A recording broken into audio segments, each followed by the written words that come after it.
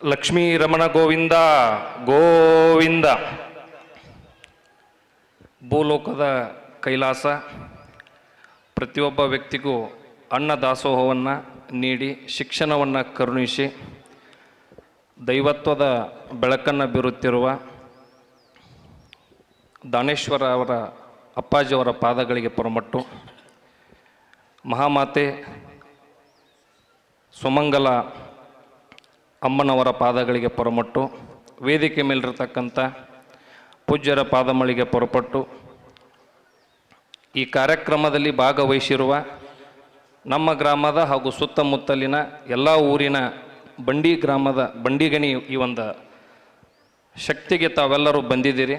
ತಮಗೆಲ್ಲರಿಗೂ ಹೃದಯವಾಗಿ ನಮಸ್ಕರಿಸುತ್ತಾ,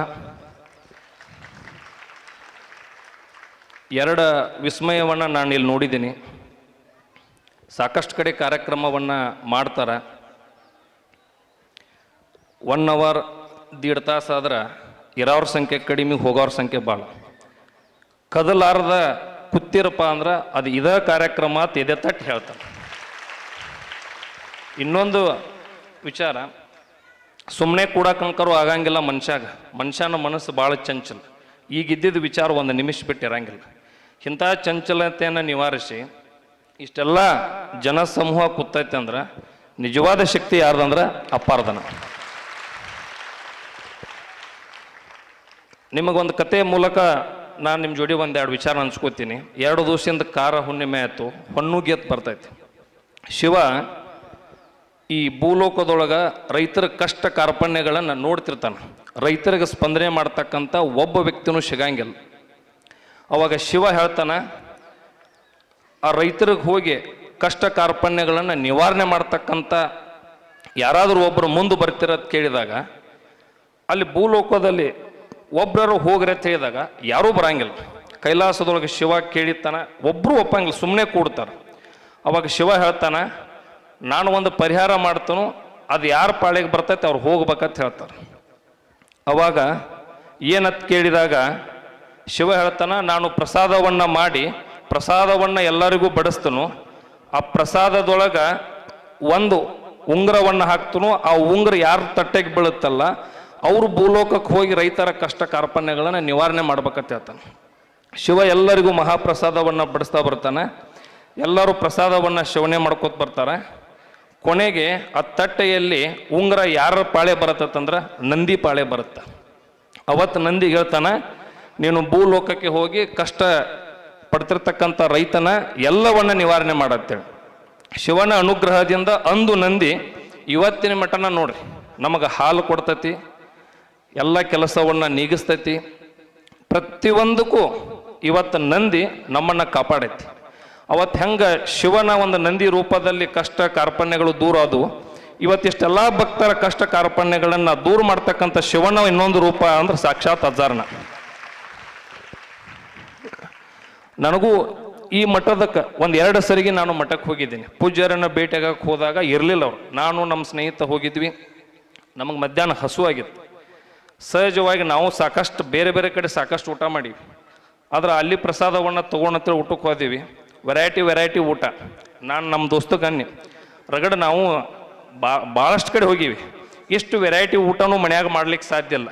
ಇದು ಪ್ರಸಾದ ಅಂತೇಳಿ ಸ್ವೀಕಾರ ಮಾಡ್ಕೊಂಡು ಬಂದೀವಿ. ನಾನು ಒಂದು ಆ ಮಠದ ವಿಶೇಷತೆ ಹೇಳ್ತಾನು, ನಮ್ಮ ಮನೆ ಹೆಂಡತಿಗೆ ನಾ ಇನ್ನೊಂದು ಅಡುಗೆ ಮಾಡಂದ್ರೆ ಮುಖ ಕಿಂಚಾಡ್ತಾಳೆ. ಅಬ್ಸರ್ವ್ ಮಾಡಿ ನೀವು, ಇನ್ನೊಂದು ಥರ ಮಾಡಂದ್ರೆ ಕಿಂಚಾಡ್ತಾರೆ. ಮನುಷ್ಯಾಗ ಏನು ಆಸೆ ಇರ್ತೈತಿ, ಎಷ್ಟು ಪದಾರ್ಥ ತಿನ್ನಬೇಕು, ಸಿಹಿ ತಿನ್ನಬೇಕು, ಎಷ್ಟು ಪದಾರ್ಥ ಇರ್ತೈತಿ, ಆ ಎಲ್ಲ ಆಸೆಯನ್ನು ಈಡೇರಿಸಿ ಸಾಕಪ್ಪ ನನಗೆ ತೃಪ್ತಿ ಆತತ್ತ ಅನ್ನ ಕೊಡ್ತಕ್ಕಂಥ ಮಠ ಯಾವುದಾದ್ರು ಅದು ಬಂಡಿಗಣಿ ಮಠ. ಸ್ವತಃ ನಾನು 2 ಸರಿಗೆ ಅಲ್ಲಿ ಊಟ ಮಾಡ್ಕೊಂಡು ಬಂದಿದ್ದೀನಿ. ನಾನು ಊಟ ಅಂತ ಹೇಳಂಗಿಲ್ಲ, ಪ್ರಸಾದ ಅಂತ ಹೇಳ್ತಾನೆ. ಇಂಥ ಒಂದು ಪೂಜ್ಯರು ನಮ್ಮ ಊರಿಗೆ ಬರಲಾರ್ದ ನೋವು ನನಗೂ ಇತ್ತು. ಮೊನ್ನೆ ನಮ್ಮ ಭಕ್ತರು ಅಂತ ಹೇಳಿತ್ತು, ಪೂಜ್ಯರನ್ನು ಕರ್ಸಾಕತ್ತೀವಿ, ನೀವು ಕಡ್ಡಾಯವಾಗಿರ್ಬೇಕಂತೇಳಿ. ಇವತ್ತು ನಮ್ದು ಎಷ್ಟೇ ಕೆಲಸ ಇದ್ರು ಪೂಜ್ಯರನ್ನ ನಾನು ಹೋದಾಗ ಭೇಟಿ ಆಗೋಕ್ಕಾಗಿಲ್ಲ, ನಮ್ಮ ಗ್ರಾಮದೊಳಗನ ಸಿಗ್ತಾರಂದ್ರೆ ಅಂಥೇಳಿ ಇವತ್ತು ಇಲ್ಲೇ ಉಳಿದೀವಿ. ನಾವು ಮೊದಲು ನಿಂತಾಗ ಮಳೆ ಹತ್ತಿತ್ತು, ಸಾಕಷ್ಟು ಜನ ಅನ್ನಾಕೈತಿರು ಮಳೆ ಹತ್ತಿ ಅಂದ್ರೆ ಕಾರ್ಯಕ್ರಮ ಅಸ್ವಸ್ಥ ಆಕತ್ತೇನೆ ಅಂತೇಳಿ.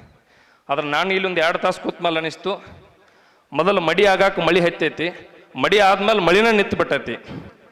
ಅಜ್ಜಾರ ಬಂದ ತಕ್ಷಣ ಇಲ್ಲಿ ಮಠ ಒಂದು ಹನಿ ಮಳೆ ಆಗಿಲ್ಲ. ಗ್ರಾಮದ ಮಡಿ ಮಾಡ್ಕೊಂಡು ಬಂದು ಇವತ್ತು ಕಾರ್ಯಕ್ರಮವನ್ನು ಅತ್ಯಂತ ಯಶಸ್ವಿಯಾಗೈತಿ.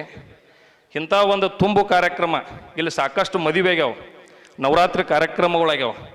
ಇಷ್ಟು ಸಭಾಂಗಣ ತುಂಬಿದ ಇದೇ ಫಸ್ಟ್ ಸಲ ಅಂತ ಹೆಮ್ಮೆಯಿಂದ ಹೇಳ್ತಾನೆ. ಅದಕ್ಕೆ ನಂದು ಒಂದು ಪುಣ್ಯ ಅನಿಸ್ತತಿ, ಇಂಥ ಅಜ್ಜಾರ ಬಗ್ಗೆ ಮಾತನಾಡೋಕೆ ಅವಕಾಶ ಸಿಕ್ಕಿದ್ದು ನಂದು ಒಂದು ಪುಣ್ಯ. ಈ ಕಾರ್ಯಕ್ರಮಕ್ಕೆ ನಮ್ಮ ಜನಪ್ರಿಯ ಶಾಸಕರಾಗಿರ್ತಕ್ಕಂಥ ಸಿದ್ದು ಸಹೋದರಿ ಅವರು ಬರಬೇಕಾಗಿತ್ತು. ಅವ್ರ ಮೀಟಿಂಗ್ ಇದ್ದ ಕಾರಣ ಆ ಕಾರ್ಯಕ್ರಮದೊಳಗೆ ನೀವು ಪಾಲ್ಗೊಂಡು ಆ ಕಾರ್ಯಕ್ರಮವನ್ನು ಯಶಸ್ವಿಗೊಳಿಸ್ರಂತ ಹೇಳಿದರು. ಆ ಪ್ರಕಾರವಾಗಿ ಅವ್ರ ಪರವಾಗಿ ನಾವು ಕಾರ್ಯಕ್ರಮಕ್ಕೆ ಇಲ್ಲಿ ಬರಬೇಕಾಯಿತು. ಈ ಅಜ್ಜಾರ ಒಂದು ಪಾವನ ಸಾನ್ನಿಧ್ಯದಲ್ಲಿ ನಮಗೂ ಇವತ್ತೆಲ್ಲ ಕೂತ್ಕೊಂಡು ನೋಡಿ ಈ ಭಕ್ತರು ಹೇಳಿದ್ರೆ ಒಂದೆರಡು ಕಾರ್ಯಕ್ರಮವನ್ನು ಕೊಟ್ಟಿದ್ರು. ಅವೆರಡೂ ಕಾರ್ಯಕ್ರಮವನ್ನು ನೋಡಿದ್ರೆ ಸಾಕು, ಚಿಕ್ಕ ಮಕ್ಕಳದೊಂದು, ಇನ್ನೊಂದು ಕೆಸರುಗೊಪ್ಪದವ್ರದ್ದು.